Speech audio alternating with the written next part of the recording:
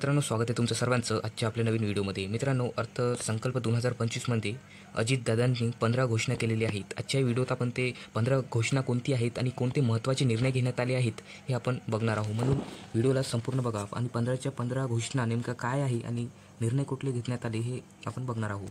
बघा, विधिमंडळात सादर करण्यात आला जो नव्या सरकारचा अर्थसंकल्प आहे.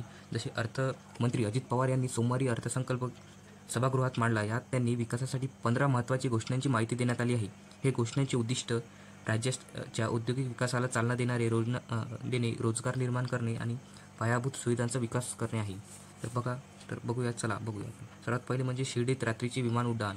शिर्डीमध्ये 1367 कोटी रुपयांची किमतीच्या विकास कामांना मान्यता देण्यात आली आहे. तर मित्रांनो, शिर्डीत रात्रीचे विमान अड्डा इथे तयार करण्यात आले आहे. शिर्डी विमानतळाला प्रमुख विमानतळाचा दर्जा मिळाल्यानंतर त्यांच्या टेक्नॉलॉजीला मोठा फायदा होईल. नंबर 2, गुंतवणूक आणि रोजगार निर्मिती. मित्रांनो, जानेवारी 2025मध्ये दावोस येथे झालेल्या जागतिक आर्थिक परिषदेमध्ये राज्य सरकारने 63 कंपन्यांसोबत समंजस करार केले. यामुळे 15 लाख कोटी रुपयांची गुंतवणूक होईल आणि 16 लाख रोजगार निर्माण होण्याचा अंदाज आहे. मित्रांनो, गुंतवणूक इथे झालेली आहे आणि 63 कंपनीसोबत समंजस इथे करार करण्यात आला, ज्याने रोजगार निर्माण होणार. नंबर 3 मध्ये नवीन औद्योगिक धोरण. मित्रांनो, नवीन औद्योगिक धोरण 2025मध्ये राज्य सरकारने लवकर नवीन औद्योगिक धोरण 2025 जाहीर करणार आहे. या धोरणामुळे 40 लाख कोटी रुपयांची गुंतवणूक व 50 लाख रोजगार निर्मिती होणार आहे. मित्रांनो, रोजगारची निर्मिती होणार आहे या गुंतवणुकीमुळे. नंबर 4 वर आहे निर्यात प्रोत्साहन धोरण. महाराष्ट्र राज्य निर्यात प्रोत्साहन धोरण 2023 जाहीर केले असून 37 विशेष आर्थिक क्षेत्रे, 8 कृषी निर्यात क्षेत्रे आणि निर्यात केंद्रित 27 औद्योगिक पार्क उभारले आहेत. यामुळे राज्यात एकूण निर्याती 15.4% योगदान वाढले आहे. नंबर 5 वर लॉजिस्टिक धोरण आणि नंबर 6 वर मुंबई महानगर क्षेत्राचा आर्थिक विकास. मित्रांनो, मुंबईचा महानगरीचा ते विकासवर भर देण्यात येणार आहे. मुंबई महानगरपालिकेमध्ये ग्रोथ हब बनवण्याचा निर्णय घेण्यात आला आहे. यामध्ये वांद्रे, कुर्ला संकुल, कुर्ला, वरळी, नवी मुंबई, गोरेगाव इत्यादी भागांचा समावेश आहे. नंबर 7 वर आहे गडचिरोली स्टील हब. मित्रांनो, आपण जे एकाएकाने बघत आहोत हे पॉईंट्स आहेत ज्यावर दादा बोलले आहेत. त्यांनी यावर महत्त्वाचा निर्णय घेतला आहे. गडचिरोलीमध्ये स्टील हब म्हणून विकसित होणार आहे, जे स्टीलचा कारभार तिथं आता वाढणार आहे. नंबर 8 वर आहे समतोल प्रादेशिक विकास. यामध्ये राज्य सरकारने जेवढे पण योजना आहेत, प्रोत्साहन योजनेअंतर्गत 6400 कोटी रुपयांची प्रोत्साहन अनुदान देणार, ज्यामुळे राज्याच्या सर्व प्रांतांमध्ये विकास साधता येईल.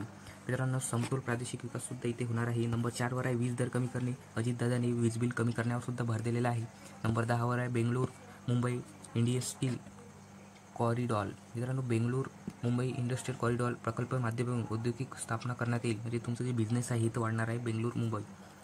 अशाच प्रकारे तुम्हाला इथं रोजगारसुद्धा उपलब्ध होईल. नंबर 11 वर आहे महाराष्ट्र टेक्निकल टेक्स्टाईल मिशन. यामध्ये महाराष्ट्र टेक्निकल टेक्स्टाईल मिशन सुरू करण्याचा निर्णय घेण्यात आलेला आहे. विदर्भातील कापूस उत्पादक शेतकऱ्यांना उत्पन्नात वाढ होईल. म्हणजे आपले जे महाराष्ट्रातील लोक आहे, विदर्भातील जे कापूस उत्पादक, त्यांना आता इथे चांगला भाव मिळणार आहे.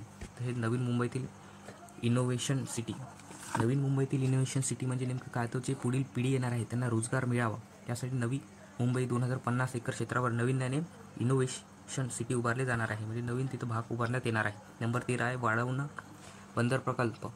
बंदर प्रकल्पमध्ये. तर एकूण जे खर्च आहे ते 220 कोटी रुपये आहे. यामुळे राज्याला सागरी दळणवळणात मोठा फायदा होणार. यामुळे परिसरात मुंबईसाठी 3रे विमानतळ देखील प्रस्तावित होणार. मुंबईमधल्या लोकांसाठी इथं फायदा होणार आहे. नंबर 14 वर आहे पायाभूत सुविधा विकास. मित्रांनो, राज्य सरकारने विमानचाल, रेल्वे, मेट्रो, महामार्ग, जल वाहतूक, बंदर विकास इत्यादी क्षेत्रामध्ये मोठ्या प्रमाणावर पायाभूत सुविधा विकसित करणार आहे. ज्यामुळे जे मेट्रो आहे, महामार्ग आहे, ते लोकांना तिचा फायदा होणार. यामुळे राज्यातील अर्थव्यवस्थेत मोठा बदल होणार आहे आणि त्यांना सुधारणा मिळेल. नंबर 15 वर मेट्रो प्रकल्प आणि रस्ते विकास. मित्रांनो, रस्त्याचं बांधकाम वगैरे जे आहे ते सुद्धा आता वाढणार आहे. चांगल्या प्रकारे रस्ते बांधण्यात येणार आहे. मेट्रोचे जेवढे पण जिथे मेट्रो नाही आहे तिथे मेट्रो येईल. अशा प्रकारे विकास कार्य इथे करण्यात येणार आहे. नागपूर, पुणे ठिकाणी मेट्रोचं काम होईल. आता आपण बघा, अर्थसंकल्प 2025मध्ये अजितदादांनी केलेले निष्कर्ष बघतोय आपण. घोषणामुळे राज्यात विकासाची नवी लाट येणार आहे. या घोषणामुळे रोजगार निर्मिती, औद्योगिक विकास, पायाभूत सुविधांचा विस्तार आणि समतोल प्रादेशिक विकास होणार आहे. यामुळे राज्याचे जेवढे पण समग्र विकासात महत्त्वाची भूमिका निभावली जाईल. तर मित्रांनो, अशा प्रकारचे बदल काही आता होतील, असे काही निर्णय अजितदादांनी घेतले.